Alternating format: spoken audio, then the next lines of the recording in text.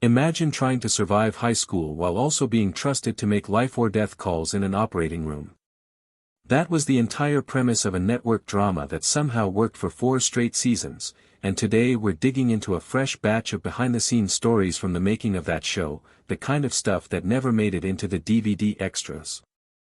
Stick around, because the story about how the writers almost changed the lead character's entire identity before a single episode aired is one you probably haven't heard. But first, if you're into deep dives on classic television, go ahead and hit subscribe so you don't miss the next one. Alright, let's get into it. Before the show even had a title, the network wasn't sold on the idea of centering an entire drama around a teenager. Early conversations reportedly explored aging the lead character up into his early 20s to make the premise feel more believable to adult viewers. The creative team pushed back hard, arguing that the entire emotional hook of the show depended on the character still being a kid, still living at home, still dealing with a curfew, while also carrying the weight of an adult career. That tension between adolescence and enormous responsibility was the whole engine of the story, and thankfully the network eventually came around. Casting the lead was its own ordeal. The production reportedly saw an enormous number of young actors audition for the role before settling on their star, and part of what set him apart wasn't just his acting ability but his composure. Reading dense medical terminology convincingly, without stumbling, while also conveying teenage awkwardness in the very next scene, is a tricky needle to thread, and producers apparently knew within a single callback that they'd found their guy. The medical accuracy of the show became something of a point of pride for the writers' room.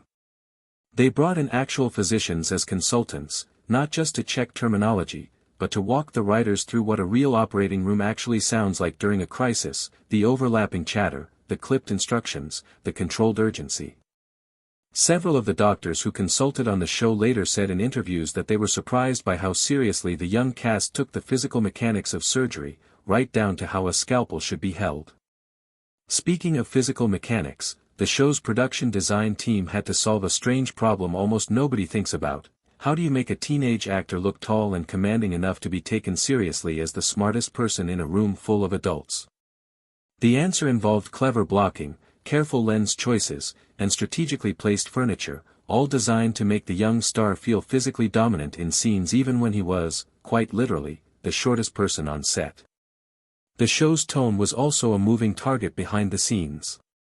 Early drafts of the pilot leaned more heavily into broad comedy, closer to a sitcom than a drama, before the creative team decided the material worked better when the humor came from genuine character moments rather than punchlines. That shift is a big part of why the show aged as well as it did.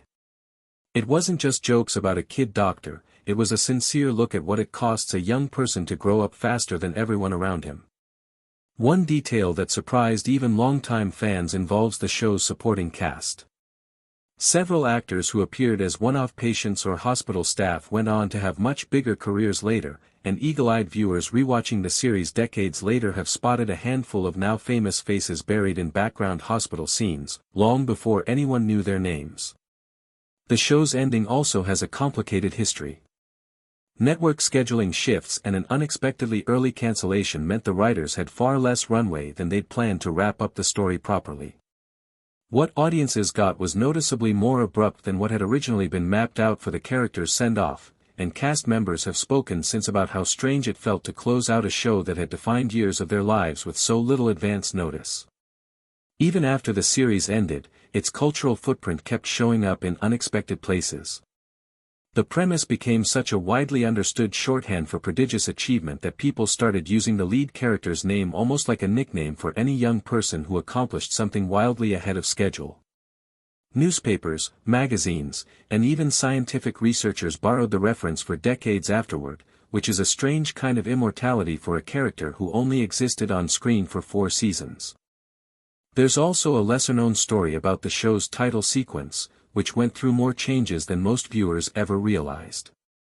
Early concepts for the opening credits leaned into a more traditional hospital drama look, all somber lighting and slow pans down empty corridors. The creative team eventually scrapped that direction because it clashed with the character's youth.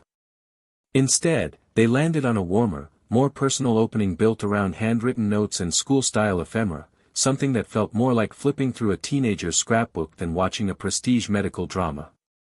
That small shift in visual language ended up setting the emotional register for the entire series before a single line of dialogue was spoken. The hospital sets themselves also went through constant revision. Because so much of the show took place in clinical spaces, the production design team had to walk a careful line between looking authentically sterile and still being visually interesting enough to hold a camera's attention week after week. Early episodes used a fairly stark, minimal look, but as the series went on, set decorators began adding small personal touches to the hero character's work area, family photos, handwritten notes, a coffee mug that didn't quite belong in a hospital. Those tiny details were a deliberate way of reminding the audience that underneath the white coat, there was still a kid who missed his bedroom. Music also played a bigger role in shaping the tone than most viewers give it credit for. The composer originally scored a number of episodes with a more traditional orchestral sound typical of hour-long dramas at the time, but network feedback pushed the show towards something lighter and more contemporary, closer to the sound of a coming-of-age film than a hospital procedural. That musical shift is a big part of why certain emotional scenes land the way they do. The show never wanted the audience to forget that, for all the medical jargon, this was fundamentally a story about being young. Guest stars brought their own chaos to the production as well. Because the series occasionally crossed over with other shows and pulled in recognizable faces for one-off appearances, the schedule sometimes turned into a logistical puzzle, coordinating availability across multiple productions just to get everyone in the same hospital corridor for a single afternoon of filming. Crew members who worked on those episodes have described them since as some of the most chaotic days of the entire run, with actors shuffling in and out of trailers between other job commitments just to squeeze in their scenes. The writer's room also had an unusual rule about the character's personal life. Rather than treating his romantic relationships and friendships as filler between medical cases, the staff pushed to give those storylines just as much weight as anything happening inside the hospital. That decision came from a simple observation: audiences already knew how to watch a medical drama, but they hadn't seen one where the emotional stakes of a teenage crush got treated with the same seriousness as an emergency surgery. Balancing those two worlds without either one feeling like an afterthought became one of the writer's biggest ongoing challenges, and it's part of why the show is still remembered fondly instead of being filed away as a one-note novelty premise. Even the smaller recurring characters got more thought than typical background players of the era.